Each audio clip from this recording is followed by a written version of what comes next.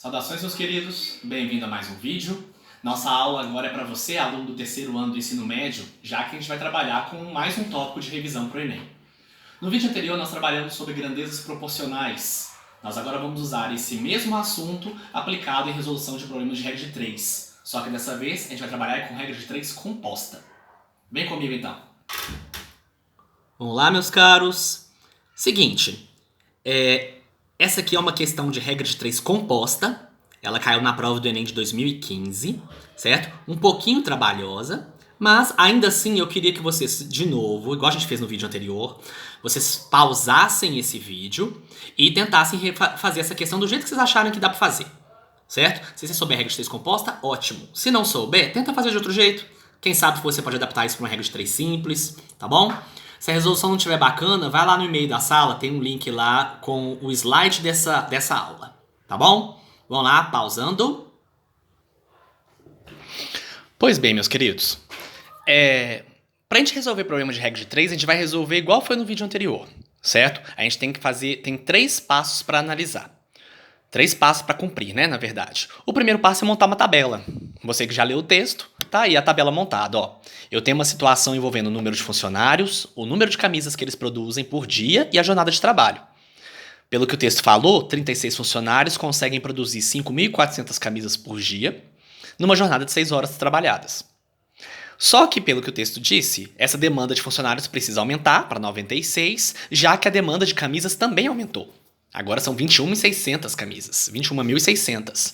E, consequentemente, temos que analisar se a jornada de trabalho vai ser alterada e para quando vai ser alterada. Perceba pelas alternativas, temos a chance dessa jornada de trabalho diminuir, segundo a letra A e a letra B, mas também existe a chance dessa jornada de trabalho aumentar, segundo a letra C, D e E. Ok? Tá certo que muitos alunos poderiam usar a lógica para resolver esse exercício, mas eu quero, na verdade, usar a matemática aqui, as contas necessariamente. Esse problema é um problema de regra de 3 composta, como nós já havíamos dito. Isso porque eu tenho 3 grandezas se relacionando. Quando eu tenho apenas 2 grandezas, aí seria um problema de regra de 3 simples, mas aqui eu tenho 3 grandezas. O número de funcionários, o número de camisas e a jornada de trabalho. Certo?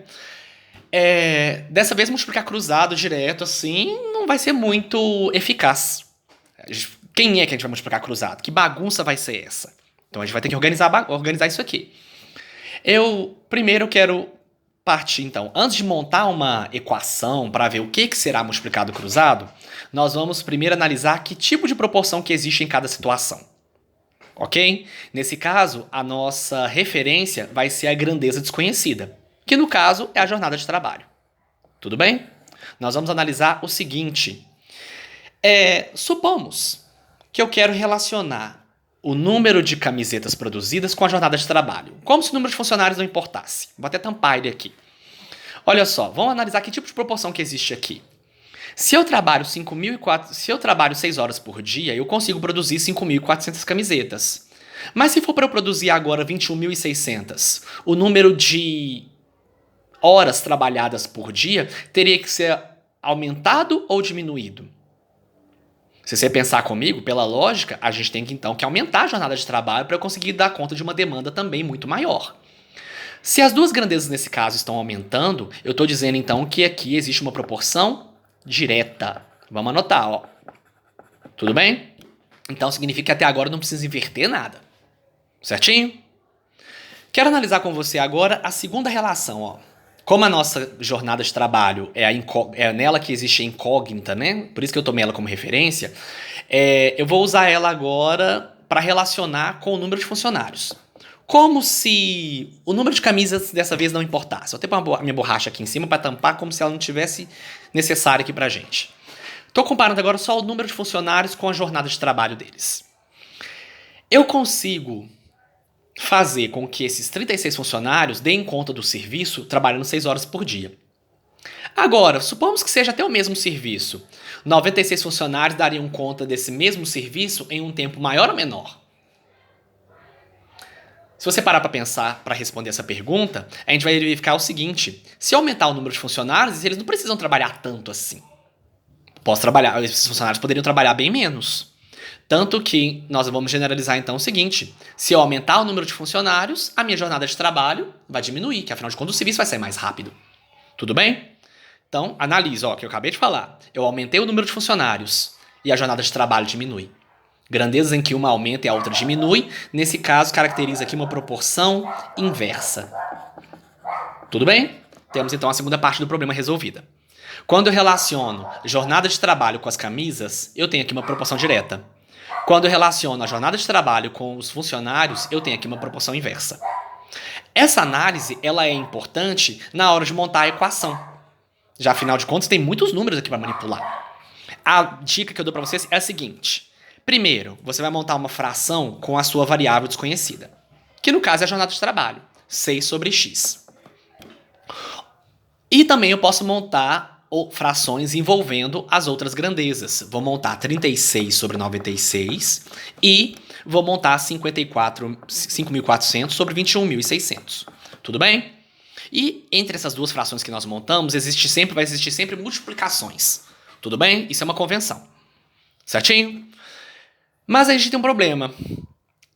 Na aula anterior, nós vimos que quando as proporções existentes são inversas, as frações elas acabam se invertendo. E aqui eu não inverti nada. Percebe que todas as frações foram escritas exatamente como a tabela apresenta. Vamos analisar. Isso aqui não muda não, tá? A variável que você está analisando permanece sempre do jeito que a tabela ofereceu. Vamos analisar aqui, ó. Esse 36 sobre 96, ele representa uma fração dada pelos números de funcionários no primeiro e no segundo momento. Só que quando nós analisamos esse número de funcionários, a gente verificou que existia uma proporção inversa comparada com o referencial. Se a proporção aqui é inversa, essa fração não poderia estar assim. Na verdade, essa fração vai ser invertida. Então, eu vou fazer o seguinte, ó. Vou trocar. Ok? Se você não entender essa parte, você volta o vídeo e assiste de novo. É isso aqui, ó. Perceba, eu não escrevi mais 36 sobre 96 igual estava na tabela. O que eu escrevi agora foi 96 por 36. Tudo bem? Essa inversão é característica da proporção inversa. A minha segunda fração, perceba que ela está igual à tabela, olha só. 5.400 sobre 21.600. Ok? Pelo fato da minha proporção analisada aqui anteriormente ser uma proporção direta, essa fração pode muito bem permanecer como está. Tudo bem? Nesse caso, nós não vamos invertê-la. Não tem necessidade disso.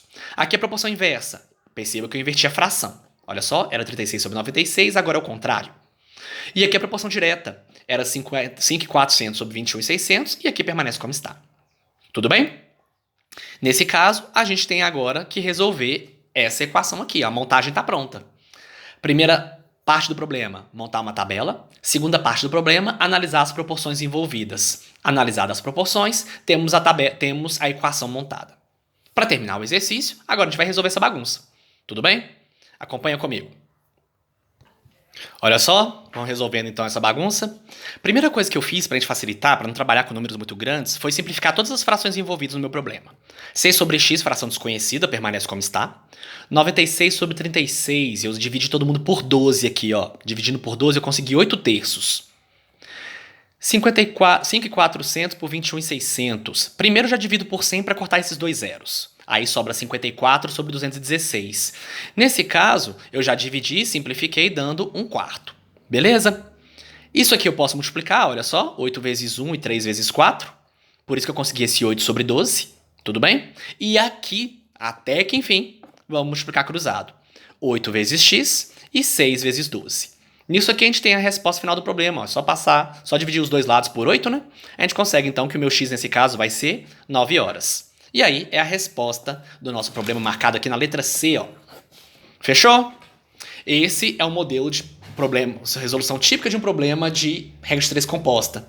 Perceba que se não fossem os conceitos de proporção direta e proporção inversa, a resolução não fluiria desse jeito.